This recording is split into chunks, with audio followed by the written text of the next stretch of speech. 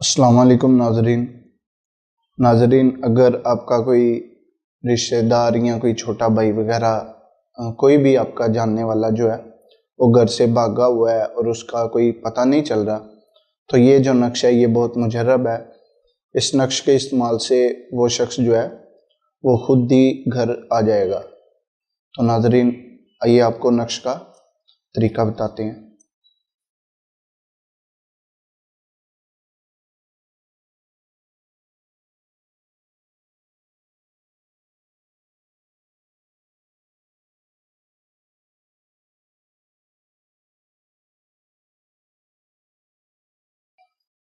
ये नक्श आपने बनाकर नाजरीन इसके ऊपर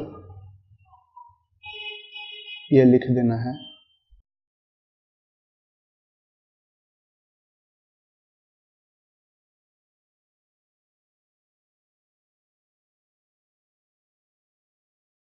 यहाँ पे आप उसका नाम लिखेंगे और बिन के बाद जो फुला है यहाँ पर उसकी वालदा का नाम लिखेंगे और यही आप इसके चारों तरफ लिख लेंगे।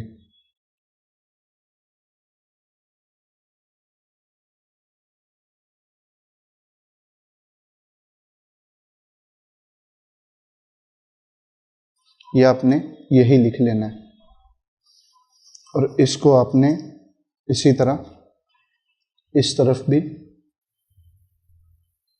यानी ये आपने चारों तरफ लिखना है।